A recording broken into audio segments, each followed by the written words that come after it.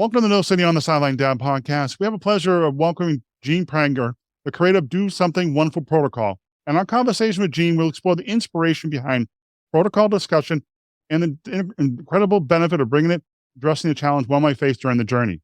We'll uncover strategies, maintaining motivation, commitment, and learn the impacts of the Do Something Wonderful Protocol has on people's lives and communities. So join us as we delve into inspiration conversation with Gene. Welcome to the podcast, Gene. Hey, thanks. It's wonderful to be with you today. One thing I find interesting, I really like the Do Something Wonderful Protocol. What is something wonderful you did today for somebody else? I'm just kind of curious. Well, that's a really good observation. After going through the protocol, let me just kind of repeat for people that are listening what the protocol is, and then I'll talk about exactly what I did today, is that the whole concept behind it is focusing on do 4 to 5 things positive for somebody else during the course of the week, or something else is positive. It could be for the environment. It doesn't have to be for a person necessarily. And then focus on yourself once or twice each day. So one of the things I ended up doing, and typically when I go through a day, I'll probably do today, after going through this protocol, I'll probably do 2 or 3 things that are net positive for somebody, typically. On average. Today, we went out to lunch, and one of the things that happened is that we ordered sweet potato fries, which is kind of a healthy, unhealthy way to eat sweet potatoes. But we ate them anyway, and it's kind of a special treat that we have just on occasion. And when they first came out, they were dark brown, oily drenched, and I was thinking, oh my gosh, this really doesn't look right. So I took it back to the restaurant, to the cashier, and I said, I think something's wrong. I think these were overcooked. And she looked at me and said, yes, they are overcooked. And they ended up doing something different for us. After they brought it out, they were delicious and they were wonderful. But I made a point to go back to the cashier that listened to me about this particular issue. And I told her, I thank you for listening to what we were talking about this particular issue. And it really made a difference to us today to have something that was wonderful. You just did an excellent job of listening to what our requirements were, but at the same time, being really service and customer minded. And that type of reinforcement, even though we put up what I guess would be considered a complaint, I didn't think it was a complaint at the time, but that type of feedback to people is so meaningful. And here's the key, I think, about this protocol that I've learned through this process is that everybody wants to be acknowledged and validated. Absolutely every last person, irregardless if they make eye contact with you or they pretend to ignore you. You can bet on that the people behind, not just at the cash register, but behind the counter actually cooking, are all kind of in the know of what's happening. And every last one of them wants to be acknowledged and validated, not just in a restaurant, but as we're walking along in the park or in a store or whatever it might be. So that is the gist of the protocol. And that's something positive I did today. Well, it's interesting too. You mentioned that everybody wants to be acknowledged and stuff like that. And going to the grocery store, I can give my example, I think is I go to the grocery store, even though I know the bagger is putting one item in each bag, I always say thank you to him to make sure I thank him and it gets a little, they don't people are thanking me, but they're thanking me. And I think that shows appreciation for their job. Yeah, absolutely. That's absolutely, and good for you for doing that. The issue here is that when that person goes home, they'll have a kind of a special memory. Mm-hmm. Let me talk about one example that I think that was memorable to me. I ended up going to a sushi restaurant that's not far from here. It's the number 1 sushi restaurant in Utah. It's called Tapas. Mint Tapas and Sushi. Not that I'm advertising for them at all, but if anybody's from Utah, they can drop by. And a person by the name of Oscar was waiting on our table that night. And when we got through to our leftovers, I just had a small amount. And I told Oscar, I said, is it possible to get the smallest doggy bag that you possibly can? And so he brought out a little soy sauce cup with a plastic lid to it. And I thought it was so absolutely hilarious that I took a picture of him and I had this drawing made of him actually bringing out this soy sauce cup for my leftovers. And believe it or not, the soy sauce cup was perfectly sized for the amount of leftovers that I had. I ended up taking this picture, got the illustration done. And the next night, I ended up framing it with an inscription and telling him how much that meant to us in terms of making a funny moment for us and serving us so well. And I signed my name to it. I went back that evening to drop off this picture, this framed picture, to Oscar. Unfortunately, he wasn't working that night. And so I just left it with the cashier that was at the restaurant, and hopefully he would get it at some point. Well, to find out later, I went to the same restaurant 2 months later as a business meeting with 2 colleagues, and Oscar was working that night. And I said, Oscar, so did you get my gift of the picture? And he said, that was you? You did that for me? And I said, yes. And I said, what did you think of it? And he said, I thought it was absolutely great. In fact, I liked it so much that I hung it up above my dresser, and I look at it almost every single night before I go to bed. And I want to say thank you. That really made a big difference. As soon as you dropped it off, they called me. I rushed over to the restaurant right after work, because he was working in a different restaurant that evening, to pick it up. And I was just amazed. Everybody was amazed. And so it was just a fun experience. Now, the flip side of that, I didn't expect any type of reciprocation, but it was fun to relive his moment of joy and kind of hear his whole experience. But my other 2 business associates also heard this story, and they're wondering, what in the world are you up to? What in the world is going on? And to top it off, he ended up bringing a dessert for the table. So we got a free dessert out of it. So, not that that was the intent, but it just shows you those small acts of kindness, whether there's simple things that we say or things that we can do that will make a meaningful difference in a person's life. It is true. It's true, especially when people are sick and stuff like that. And when they're also like, bring over food or call them up to see if they're okay. Those things go a long way. Definitely. Today, I had a former colleague that was going through back surgery. And so I texted him this morning and asked him how he was doing, if he was recovering quickly.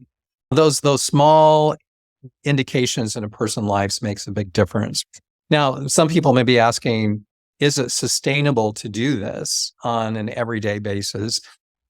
And the answer is definitely yes. Here is the reason why you want to do it 4 to 5 times during the course of the week. Is on balance, most of us don't have a giving-orientated mindset, especially if we're in jobs, we're head down, we have families, we're head down in our family situation, and we're not constantly thinking about how to give to other people. The females are kind of wired this way, but for the male audience, it's that we're not really wired that way to a great extent. And so the key of relearning and kind of regenerating our minds, the prefrontal cortex of our brain, in such a way that we can connect with people in a meaningful and uplifting way, creates this kind of giving mindset. But with that comes another thing that needs to balance off this giving mindset. And that is making sure that we're taking care of ourselves at the same time, and making sure that we're doing 1 or 2 activities for ourselves during the course of that experiment. If you're just purely giving of yourself at the job or in your family, or what I'm asking to do in this Do Something Wonderful protocol, eventually you're going to be asking the question is, what about me? Where do I fit into this picture, right? And so you are just as important as any Do Something Wonderful recipient, just as important as anybody else in the equation. And so by doing something wonderful yourself helps to rebalance, to make sure that you're taking care of your basic requirements. Now, the question comes up, so what types of things should you be doing? Yeah. And it really doesn't make any difference. It could be a walk, it could be a bike ride, it could be whatever you choose to do. It's about going to a movie, going out with a friend. You get to choose what you want to do, but it's a pre-planned type of activity. Here's another interesting thought that I think that people should take into consideration, is that we all have anywhere from 16 to 80,000 thoughts that go through our brain every single day. About 80% of those thoughts are negative in nature. And 95% of the thoughts that we have during the course of the next day will be a repeat of the thoughts that we had on the previous day. And so we're constantly reliving many of these negative thought processes that we have. And our negative thoughts can literally trump our positive thoughts. So how do we tamp down these negative thoughts? Well, if we concentrate on ourselves and doing these positive experiences for ourselves and then also positive experiences for others, it helps us to relive these memories that we're having, these joyous experiences, and it helps to kind of tamp down these negative thought processes that we might have. And so if anybody's dealing with negative self-talk or just isolation, or they're dealing with this perspective, I wonder of confidence-related issues. I wonder if I'm good enough. Well, if you go through this protocol, it will all change the dynamics. It will improve your confidence. It will improve the amount of negative self-talk in terms of lessening its impact on you by giving you these very memorable experiences that you'll have through practicing this protocol. Well, it's interesting too. I'm really curious now. Where did this protocol start? How did you get the idea and how to start this protocol? Yeah, that's a very good question. It comes from a really sad place, unfortunately. My father was at home one Saturday morning working on a bid for a carpet installation that he was doing for another larger company. And the day before I talked to him, he seemed to be fine. But on Saturday morning, he left a message on my voicemail indicating that, well, thank you. I love you. And I hope to be with you at some point in the future. It sounded like a final goodbye. It didn't sound like something that was normal in a normal conversation. When I got home, I was out with my family at the time. When I got home and picked up the voicemail message, I was immediately concerned. And so I was living in Minneapolis. He was living in Portland, Oregon at the time. And so I picked up the phone and tried calling him. And I called him again. And after 50 times, the call never went through. I then called the local police department, the little city that he was living in, and they did a welfare check. After looking through all the windows, they found him on the bed, slumped over, and they crashed in the door with me on the phone listening to this whole process. They were able to get to him to see if he was still breathing, called the ambulance service to resuscitate, pump his stomach. He has taken a bottle full of sleeping pills. He had given up and he didn't want to he found himself in this very frustrated, isolated situation, and he just didn't want to go on. There was a lot of other circumstances that built into this in terms of losing a business and things of that nature. And so when he was taken to the state mental hospital after he recovered physically, but now he had to go through his mental challenge. And I was thinking at the time, how in the world did we get here? I just couldn't understand. The day before he seemed fine. And then all of a sudden he just kind of fell into this black hole. And so I ended up thinking about this process. And as he recovered, he never quite gained his full creativity and his presence that he had, his joy of life. He was a very creative thinker. And so 10 years went by going in and out of these manic depressive episodes, and then he finally passed away. I was thinking about this process the entire time. And then I found myself kind of going through the same type of issues in terms of these negative thoughts that were overwhelming me. And it was kind of putting me in a darker spot. And so that's when I started putting this protocol about 10 years ago together. And I've been fine tuning it and creating little twists on it in just a way that makes sense. And so that's how basically the whole protocol came about. Now people are doing it. I do it, obviously. And it's been so beneficial in my life and other people's lives as well. Well, one thing interesting you said is about isolation and how, this sounds like could help somebody who feels isolated, especially coming out of the pandemic. Everybody's feels like they were stuck at home, isolation, not meeting people, and losing those meaningful connections. You're absolutely right. I think that one of the tremendous downsides associated with the pandemic is twofold. One is that we were asked to contain ourselves in an environment without human exposure, or we're just with our immediate or whoever we wanted to bunk up with. And the other issue is work from home type of policies that are even prevalent in today's environment. Both of these issues have pros and cons to them, right? As that you can save money, maybe you can be more efficient, but we're losing one key dynamic, and that is what I would say is the ability to communicate physically with people and to feel of their presence in our lives. We are social animals by nature, and we require other people for joy and happiness primarily. There might be a few exceptions of people, but people find more joy being around other people and engaging in some form of social connection.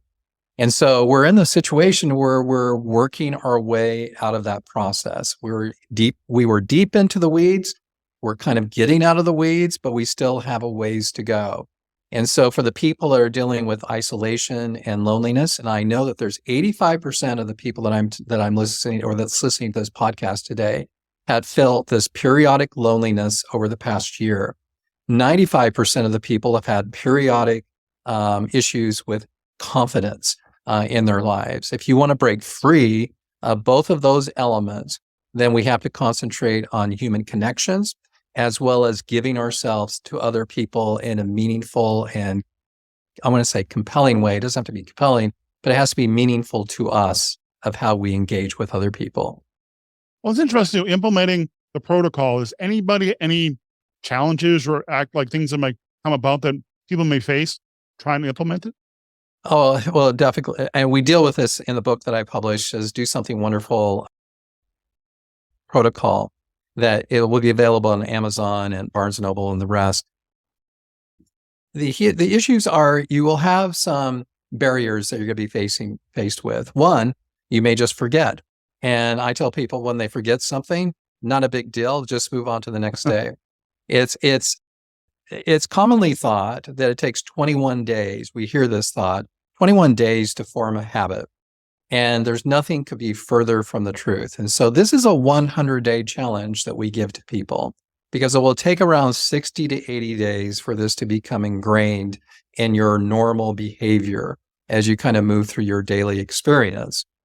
The rest of the days that we go through the 100 days, if you learn it early, it's just merely polishing, right?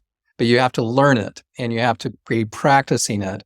And then the other rest of the time is merely polishing. Once you get to that 100 days, it's going to be so ingrained into your lifestyle that it'll become a natural part of what you end up doing. And so don't worry about missing a day. That's commonly thought. Here's another thought that I think is interesting. It's someone that just raised this just really recently is that someone told me is that, I'm doing this protocol, but I just can't stop counting. This young lady has a new boyfriend. Mm-hmm. And she's focusing on just the boyfriend and she's counting how many nice things do I do for him. And in return, what do I get back from him? So, and she's sorely disappointed and it's causing some mental anguish for him that is so far out of balance. What I tell people is that everybody's on their own journey. Mm-hmm. And what might be good for you at this particular time, he may choose not to do anything with it. And obviously he has chosen not to. But that's okay because when we concentrate just on one person, this begins to kind of lose the impact that we're looking for, is that we tend to need to focus on a broad range of different types of activities from when we wake up to we go to bed and all the people that we engage with. And so we shouldn't be focused on one person. And as I said previously, it doesn't have to be human-based that we focus on during the course of the day. It may be simply picking up garbage as we're taking a walk. It may be taking care of a neighbor's pet as we go through and take them out for a walk, or our own pet for that matter. It may be doing something wonderful for ourselves by going to the park and you see the swing set that's meant for a 4 or 5-year-old, but you feel compelled to say, I wonder what that would feel like as a 62-year-old. So you hop on the swing and you do something wonderful for yourself, right?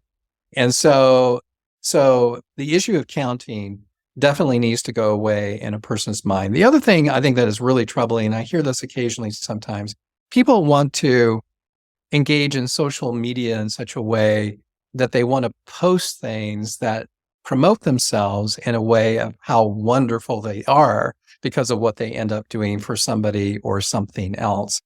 And I want to caution people on that. This exercise is not about self-publicity. Mhm. This exercise is about self-change and enhancing the person that you are. And so I warn people is that it's fine to post things, but you shouldn't be putting it in words or verbiage. Look what I did today. Look what I accomplished. I wish everybody else could do something that I've done and how I did it. It defeats the whole purpose of the exercise, if that makes sense. And so there are some traps that you can get into in terms of the process, but they're all addressable. Was one thing I was interested in too is why do you think that people forget about taking care of themselves and when they're always taking care of other people? Oh, that's a really good question. It is very easy to fall into that trap, and it's just the busyness of life that we're dealing with. You have a very busy job, I'm sure, and we also have other responsibilities just in our household in terms of cleaning and cooking and getting gas in the car and all the other activities that we have to participate during the course of the day. Then if you have families, you have a wife and children, they all have requirements as well. And you have your own personal requirements in terms of just living your life. So we get very busy doing kind of what we end up doing. And so it just becomes something that we put off to the side. And so planning these activities is really critical, important, and it's something that people can look forward to. For example, one of the things that I end up doing is I made the decision that I go on a hike pretty frequently, but I want to try a new trail once a week on average. And so that was my goal for 6 weeks last summer. And so I would go out and select the hike that I went on, and I would mark it on my list, and I would think about it during the course of the week, thinking about what I needed to do to prepare for it. I was thinking about what's the weather going to be like? Am I capable of getting through that long of a hike or that trail if that was necessary because of the elevation or whatever it might be? And so it becomes something that becomes exciting for you. It becomes an external thought process. And so that becomes a very meaningful thing that people can look forward to. And I would really encourage people. Now, there's a flip side to this. Mhm. And that is that there is a group of people, not probably a large group of people, that are constantly thinking, I will find happiness by constantly doing things for myself. So I will go on a trip on a cruise or whatever it might be. I will get my nails done. I will get my hair done. I will get my massage. I will go to the spa. I will go to the movie. And all of this will make me happy. And there's no doubt you'll end up perhaps being more relaxed, more joy. But the real happiness doesn't come from doing things just for yourself. That's the break we get. Mhm. The true happiness comes from giving ourselves and creating this giving mindset by focusing on other people. That's where the real joy comes from. I remember sitting at a dinner with some family members. There was about 16 people in total. So it's a fairly large group of people. And they're all relatives. They were not my immediate family. And someone brought up how difficult life was and how challenging it was. And I said, yeah, not for me. I'm not bragging at all by saying this. It's not for me. Actually, life is quite joyful for me. And everybody immediately stared at me with this almost penetrating stare, and a level of unhappiness and vile thoughts were coming out of their eyes towards me. And so I just said, we had some cookies on the table. Would anybody like another cookie? It was to try to temper their feelings at that particular time. But it just shows that I think it's really important that thinking only of yourself by just constantly doing something for yourself is a recipe for disaster as well. And so this balancing act of giving yourself to others and then focusing on yourself once or twice a week seems to be a good balance. It's interesting too. I never thought of that way because some people overdo it themselves and indulge in their own things and stuff like that. Exactly. The one thing I really was curious about is happiness by states. I live in New Hampshire and I'm happy. I live in New Hampshire. I'm an hour away from the mountains and it's pretty nice weather. We deal with the 4 seasons, but I'm happy. What is the happiness by states? We talk about that? I found that interesting. Yeah, no, definitely. What I did and this is all proprietary information that I'm going to get ready to publish something on, probably in an editorial or piece in a newspaper somewhere. There is the happiness index is published every year, and it lists all the happiest states in the states. And there's also one that does it for the world. And then there is a economic opportunity score that's published each year. What I did is I created an index between the happiness and the economic opportunity to find out what are the happiest states, and is there a correlation between happiness and economic opportunity, and what is the joint index between those two scores. And it just so happens New Hampshire, you'll be happy to know, is rated number 5 out of all the states in the United States as being what I would say the happiest and most economic opportunity state in the country. And Massachusetts, that you work in, is one ahead of New Hampshire, not by much, but just a couple percentage points ahead. And so congratulations. You seem like a very happy person. Mhm. But on the flip side of that, the concern I have, and the reason why I did the study, is I was very, very concerned about some of the states that ended up being on the lower end of the spectrum. So while your state ends up being at 128 index, there's another state at the low end, which is 61.4. And so it means that West Virginia, that Mhm. scores 61.4, is 50% of the happiness level and economic opportunity that New Hampshire's at. Now, take that in for a moment. And it becomes a reality of what is going on in West Virginia versus what is going on in New Hampshire. And it should give us a lot of concern for the health and well-being and the mental safety of the people in West Virginia. Something I think about quite a lot. In fact, one of the trips I'm taking this summer is a week tour of the state of West Virginia to get a flavor of the people. And I've been there many years ago, but it has been quite some time. But get a feel for the flavor of the people and exactly what they're going through. It's probably a tremendous challenge. I can only imagine. Economic opportunities. Does that mean like job opportunities? Job opportunities, quality of pay, quality of healthcare. It covers a wide range of different dynamics that people enjoy. And so it all of these things feed into it. But if you look at happiness studies throughout the world, the states, the Scandinavian countries always score high in this particular dimension. And the reason why is they typically have a financial stability among their population and in the country itself, as well as good healthcare systems that are in place for people. And they have the ability to have freedom to move wherever they choose to. And those qualities seem to be a universal trend that are applicable to us in the States as well.